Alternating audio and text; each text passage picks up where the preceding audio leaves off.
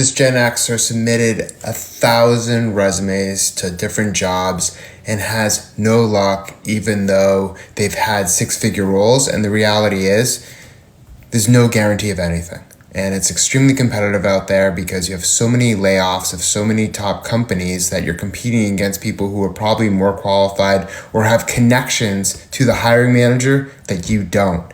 So even though you feel entitled to another six-figure job, that doesn't mean you're just going to get that. You might actually have to take a step back in order to take two steps forwards in the future. It's the nature of today's job market, and you have to be thoughtful, patient, and continue to work hard. 1,000 applications, try 5,000 applications, because all it takes is one. So I was just terminated from my job. About 2 days to process everything. I've never been terminated/fired before. This is the first time ever. It came off as a surprise, as a huge shock to me, because due to my recent performance review and my bonus and my salary increase, I wasn't really expecting to be terminated. But what an awful experience it is. What a feeling, like you feel so worthless, like just brings you down so much. I don't know. We'll see what the future brings for me, but if you're going through a similar thing, don't worry, good days are coming for us, and I'm sure the universe has our back, and better and greater things are coming our way. When are the boomers going to retire so we can get full-time jobs? They're not. The two oldest people in my job are in their 60s, and within the past decade, they filed bankruptcy. So literally in their entire lifetime, they never learned how to get good with money. They only use their income for their expenses. And it doesn't matter how big their paycheck is. It could be $100,000 a month. They only learn to use their income for their expenses. So they are check to check every month. You need to not wait on boomers. You need to learn to use your income for savings, investing, and then expenses. That's the only way to give yourself a shred of freedom. Financial education is the key. So start living on less money right meow. It's 2025, and the new reality is that people in their mid-50s, late 50s are the new unemployables. Like, I am fortunate right now that I have a gig right now, right? But if I lost it, from what I'm seeing and what I'm hearing and from all the comments I'm getting on my posts, it's like, if you get blown out of your job, if you get laid off, fired, downsized, whatever it is, aged out, which is a very common thing, it's almost impossible to land another job at your current level. You can almost kiss it goodbye. You might be able to, grab part-time gigs or low-level jobs, but nobody, and I mean nobody, wants to hire somebody who's 57, 58, 59, 60 years old for any kind of an important job. They can say ageism is illegal all they want. They can make believe that it's kumbaya and we love everybody and we're all equal. And no, it doesn't work like that. Younger people, first of all, think that older people are not smart. They're not quick enough. Maybe they can't type good with their thumbs, whatever it may be.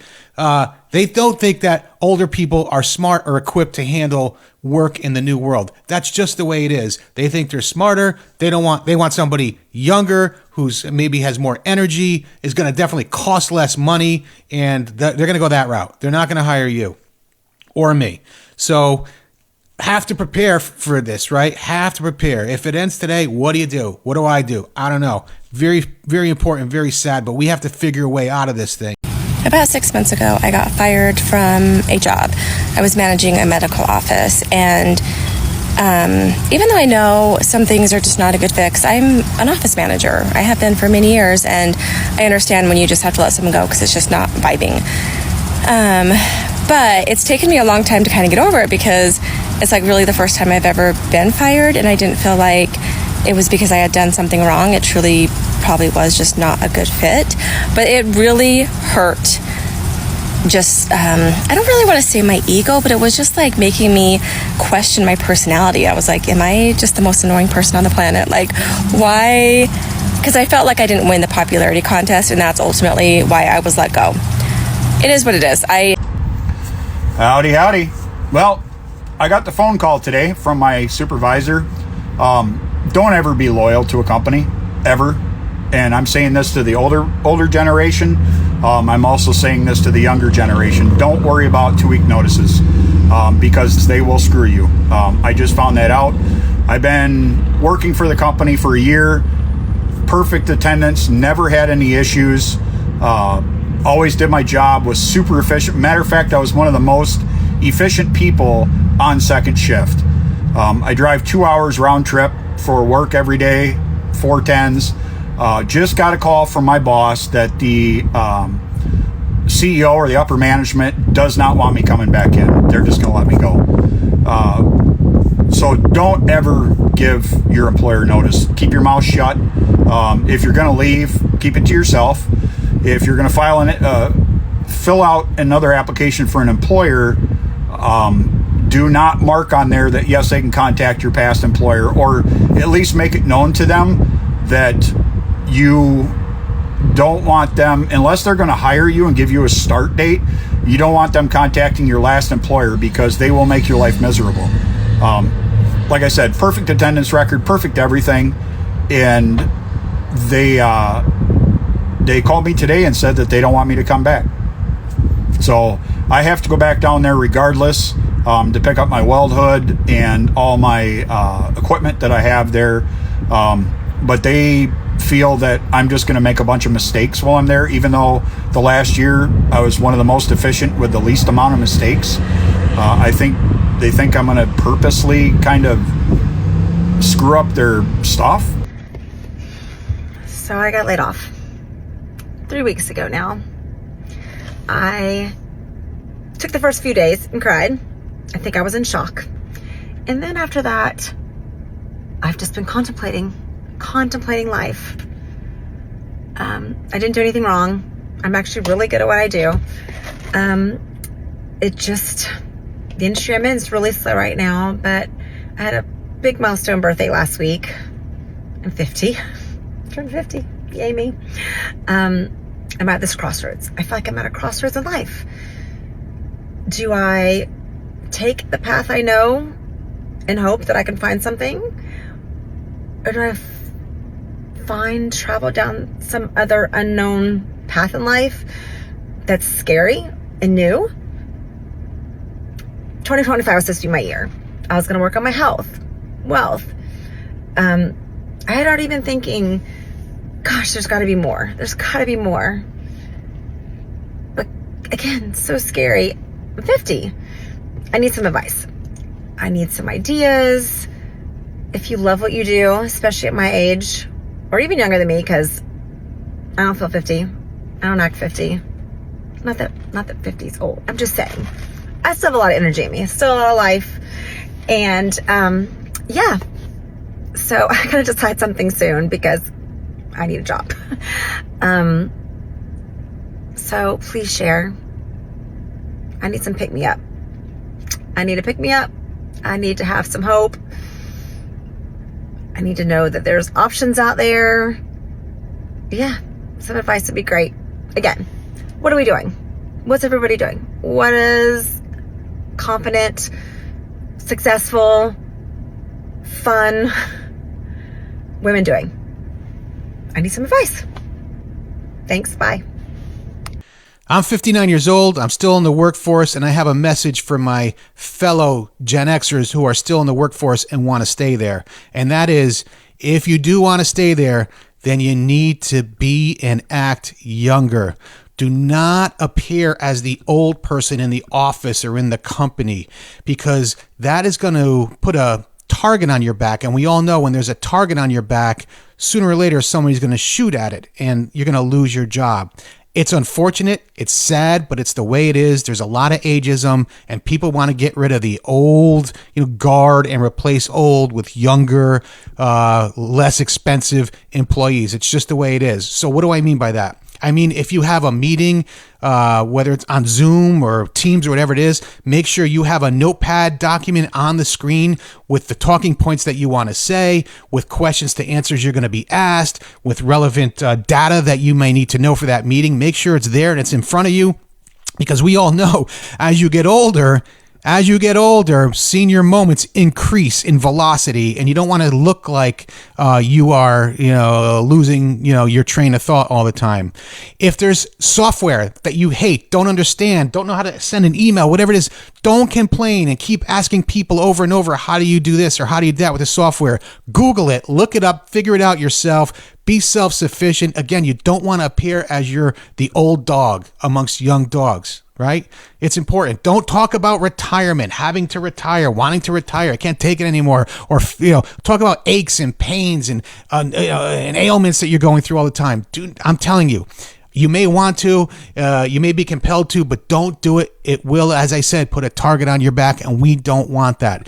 This is sad, but it's true. And you may have to stay at your job. You may have to, pay for your mortgage, your kids' college tuition, medical bills, whatever it may be. You just can't afford to retire, don't want to retire yet. Take my advice. Don't act older, act younger. Be the person in the office with the vitality, the vigor, and the street smarts, and you will last. Act old, seem old, appear old, and you will not last. That is ageism. That's the way it works. Unfortunately, it's true. We can't avoid it. I want to ask you, do you try to act younger at your job in order to be more relevant and not lose your job? Let me know. 2 weeks ago, I was laid off from my role as Senior Director of Talent Acquisition for an organization that I started working for in January. It was very unexpected. It was a complete shock to me and my family. It was not something that we were expecting. As you can imagine, it's been a big kind of emotional roller coaster the last couple of weeks. I've spent the last 25 years of my life working in a corporate office type capacity, from my very first job as a recruiter to being vice president of talent acquisition, and then my current role as a senior director. And I just wanted to come on here and kind of make what I consider to be a very vulnerable post, because first of all, I've never been in this position before, and I'm still kind of getting used to it. And I know there's a lot of other people that are going through this right now. And so I didn't want to continue posting, because I do post a lot about talent acquisition, HR, corporate life. And I just wanted to be really authentic and let everybody hear that follows me. By the way, thank you for following me. What's going on in my world.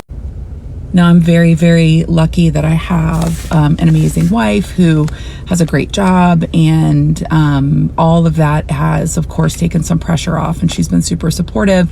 Now, that said, your girl has to work. So, and not even just financially, but for my own mental health, I know that working is something that is good for me. I love, taking breaks, and I love, doing the domestic stuff, but I'm somebody that needs to have a job. Now, I have decided that I don't want to go back into a corporate environment. I've been doing that for the last 25 years, and I know I don't have to tell anybody on this social media that corporate can suck your soul. And I've had some great experiences, and I've had some not so great experiences. And unfortunately, this last role that I had was one of the better ones. And it was definitely a place that I felt like I could stay for a while. So I've had to do a lot of soul searching and really try to identify what it is that I want to do next. And I have always talked about going into business for myself and providing like a wide array of HR consulting services to small, mid-size, or large businesses, where I might be able to offer some of my knowledge and experience to either help a small business get off the ground, help a growing business incorporate, appropriate policies and guidelines and things like that to make their lives work a little bit more smoothly. I know it's not going to be easy. And today, it's Monday, I have decided that I'm just going to dive in. I'm just going to do it. I'm going to do it scared. I'm getting a little emotional because it is scary, And so if anybody is out there that's going through this, and maybe you're doing some soul searching yourself, don't take it personally.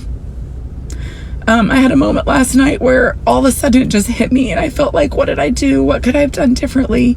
And in my heart, I know that my position elimination didn't have anything to do with my performance or how I was as an employee.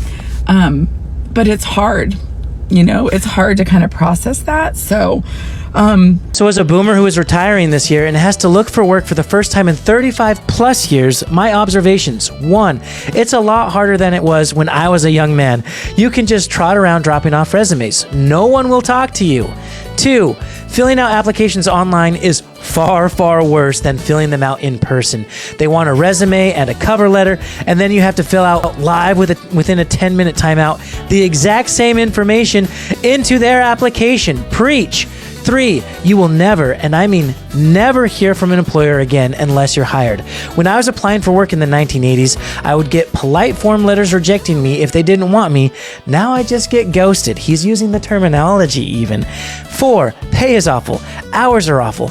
Benefits are awful. We can relate, sir. If you're over 40, you should prepare to be a consultant. I know that since all of the layoffs are now hitting the tech industry, that a lot of white-collar workers are finally starting to understand what I have known for a very long time, and that is that when you get to be over 40, corporate America is done with you. There is a very good chance, the older that you get in your corporate job, that they are going to find a reason to get rid of you. Once you're over 40, especially once you're over 45, and if you're nearing or over 50, you are a short timer. This is not your grandfather's economy. This is certainly not even your parents' economy, where people could get a job and stay in it for 20 or 30 or 40 years and retire and have a pension or whatever. This ain't that. There's a lot of people who are like, why can't we do anything about ageism? We got to get these companies in trouble. That's not going to happen. The number of job postings that are fake, that they're never going to hire somebody over 40 for, you can't prove it. There are select individual cases where people have been able to prove ageism is the reason that they either didn't get a job or that they lost their job. But it's only when a person who works for the company says or does something really fucking stupid, like say, well, you're getting old, so we have to let you go. You cannot combat this. You can't fix it. You can't change it. And it's been like this for a really long time, and it's getting worse and worse and worse. And I can tell you, as someone who has had 3 career layoffs, my second one at age 48 and my last one when I was 54, it's not getting any better. You need to have a plan starting at age 40 for what you're going to do to make money if you lose your job and you're never going to be able to get a good paying full-time job again like the one that you had. People without a plan often end up working places like retail jobs, restaurant jobs, hospitality jobs. These are the jobs that are booming in our economy. Unfortunately, they are low paying. They are extremely difficult. They require you to have completely open availability most of the time. There's not much of a path for promotion, and most of them don't have any benefits. Those people, I worked in those industries for 15 years. Those people are the backbone of the country, and those jobs are really important. And, no diss or ding to anybody that works those jobs. But if you have gotten your butt in a cushy office job for the last 10, 15 years, and you are 40 or over 40, you need to have a plan. What I tell a lot of people who come to me for job search advice and for resume help is, what if you knew right now that you were never, ever going to be able to get another job paying what you were making, doing what you were doing? What if you knew that already? What would you do to make money? Now, I'm not saying don't continue to look for work, and I'm not saying that nobody over 40 is able to find another job. Lots and lots of people are able to go on and find another job, but there are a growing number of people who are not. And I have heard from them by the hundreds because of the articles that I have written about ageism and poverty and being laid off when you're over 45. Figure out what you're going to do.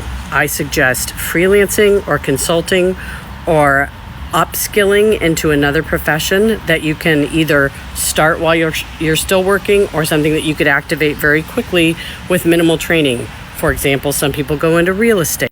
Some people become a traveling radiologist. Those jobs are in very high demand. But for many of us, myself included, there are physical limitations as to what you can do when you are over 45. And this is why it is just criminal and awful when we see people who are in their 60s and 70s and sometimes in their 80s bagging groceries or working as a greeter or like collecting carts at the grocery store. It's because they really need the money and there's no work available to them. And that area between 40 and 60 or 70, corporate America considers you unemployable if you don't already have a job. If you are over 40, sit down and figure out today what you would do. What else could I do for work if I knew that I was going to lose my job tomorrow and I would never be able to get another job like the one that I had? Maybe put it in a folder and it's part of your emergency plan if and when you get laid off. And especially if you feel like, ooh, things are not good at work. Ooh, I feel like they're going to lay people off. Ooh, I've heard some things. Some people have said some things to me. I got written up for something weird when I've always had great reviews and now they seem to have a problem with my work. These are all warning signs. It's coming. You really have to think, what if they kicked me out and they wouldn't let me back in? You think it can't happen, but it can. What would you do? Figure it out.